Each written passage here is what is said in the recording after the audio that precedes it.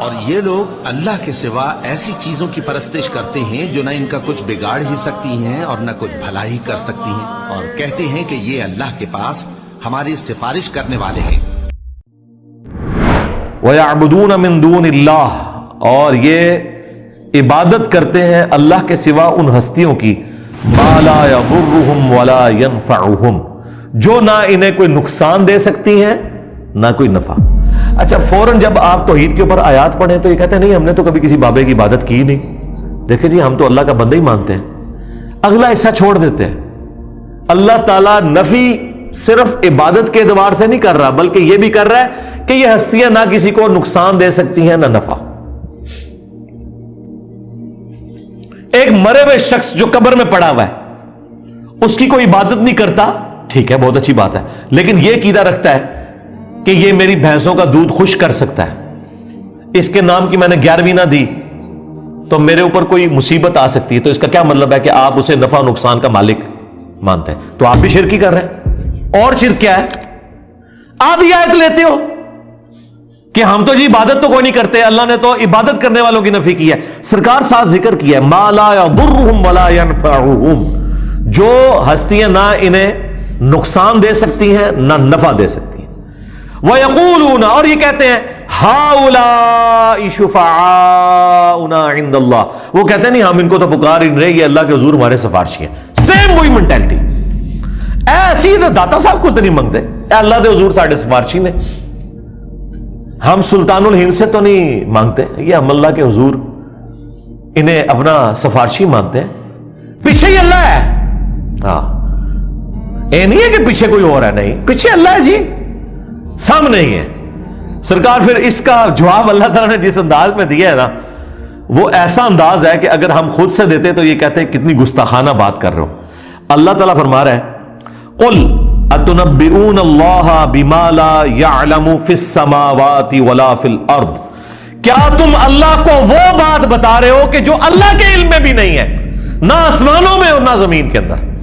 ہائے ہائے ہائے ہائے، اللہ کے علم میں تو کوئی بات ایسی ہے ہی نہیں کہ نہ ہو۔ اللہ تعالیٰ دیکھیں غصے کا اظہار، اللہ کہہ رہا ہے کہ منو پہ دس دیو کہ اس سفارشی نے میرے حضور میں مقرر کیتے، منو تو کوئی نہیں پتا کہ میں کوئی بندہ مقرر کیتا ہوا ہے۔ ہائے ہائے ہائے، اللہ کو تو پتہ ہی نہیں ہے کہ کوئی داتا صاحب بھی ہیں۔ اللہ کہہ رہا ہے میرے علم میں تو کوئی نہیں کہ میں نے کسی کو داتا بنایا ہو کہ میرے بہاف کے اوپر وہ سفارشی ہوگا۔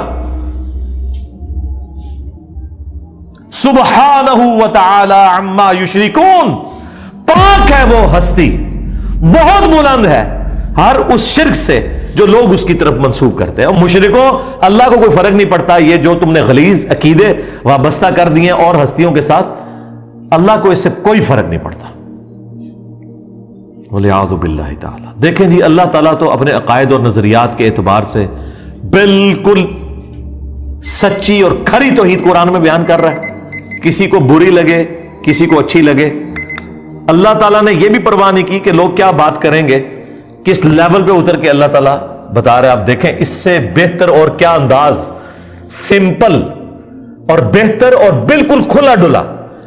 اللہ تعالیٰ فرما رہا ہے، اے نبی ان سے فرماؤ، اتنبئون اللہ بما لا يعلم فی السماوات ولا فی الارض، کیا تم اللہ کو بتا رہے ہو وہ چیز جو اللہ کے علم میں تو زمین و آسمانوں کے اندر ہے ہی نہیں ہے، کہ کوئی اللہ نے اپنا کوئی سفارشی مقرر کیا ہوا ہے کہ جو نفع نقصان کا مالک ہے۔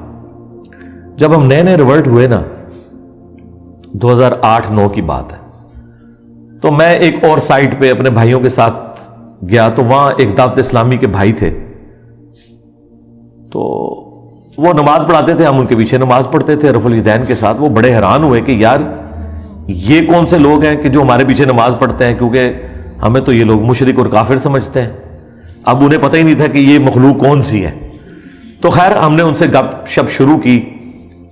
کچھ عرصے بعد انہوں نے کہا جی آپ ہمارے گھر آئیں، چائے پلائیں آپ کو، اور وہ یہ چاہ رہے تھے کہ ہم دعوت رکھیں، اور ہم چاہ رہے تھے ہم ان کے سامنے دعوت رکھیں۔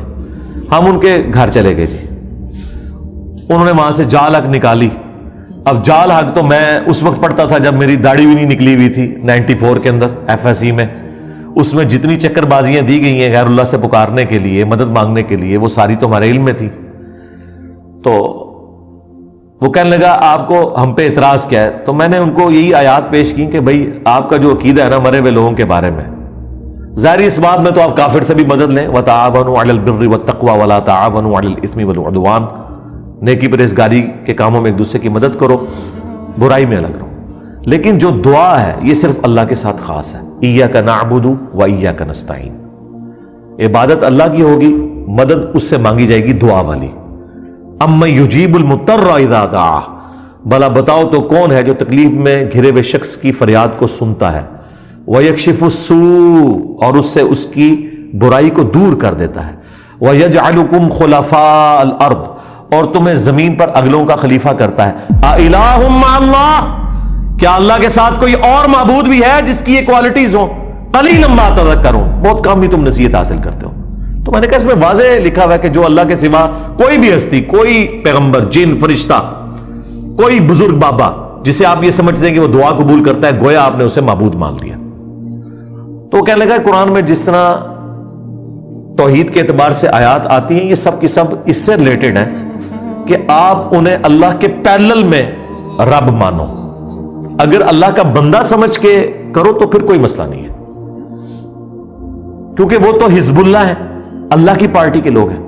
تو میں نے اسے بتایا قرآن میں تو ایک آیت ایسی ہے جو آپ کے سارے وسوسے کو سیٹل کرتی ہے، بنی اسرائیل میں بھی ہے، سورۃ المائدہ سے میں نے کہا کہ یہ پڑھو۔ اب یہ وہ چیز تھی جو جال حق میں تو نہ انہوں نے لکھی، نہ یہ مسئلہ ان سے حل ہونے والا تھا، کیونکہ اللہ تبارک و تعالیٰ نے سورۃ المائدہ کے اندر عیسیٰ ابن مریم کو سینٹرڈ کر کے، ان کی ماں کو سینٹرڈ کر کے بالکل کھول کر توحید بیان کر دی۔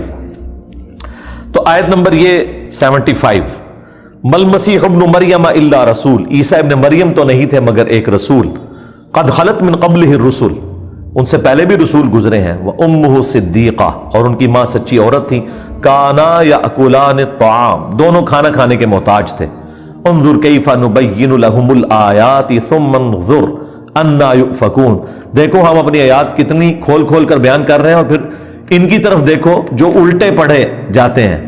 قل اتعبدون من دون اللہ، اے نبی تم فرماؤ کیا تم اللہ کے سوا ان ہستیوں کی عبادت کرتے ہو؟ ایک تو من دون اللہ انہیں کہہ دیا جو یہ کہتے ہیں جی بتوں کے بارے میں، یہاں عیسیٰ ابن مریم اور ان کی والدہ کو من دون اللہ کہا، کیا ان کی عبادت کرتے ہو؟ تو کہنے لگا دیکھیں نا جی ہم تو عبادت نہیں کرتے، ہم انہیں اللہ کا بندہ مانتے۔ میں نے کہا نال لکھے ہے ما لا یملک لکم ضرا ولا نفع، جو نہ تمہارے نقصان کے مالک ہیں نہ نفع کے، واللہ هو السمیع العلیم، اور اللہ ہی سننے والا علم ہے۔ میں نے کہا پچھلے حصے کو چھوڑ دے، اللہ نے کہا کہ عیسیٰ ان کی ماں نہ تمہارے نفع کے مالک نہ نقصان کے، تو شیخ عبد القادر جیلانی تھے شے ہی کوئی نہیں، عیسیٰ کے جیسا ہے ہی کوئی نہیں، تیرا عبد القادر جیلانی تھے شے ہی کوئی نہیں، مریم جیسا ہے ہی کوئی نہیں، تیری رابعہ بصریہ تھے شے ہی کوئی نہیں، اگر وہ نفع نقصان کے مالک نہیں ہے لے جاؤ اپنے بابے۔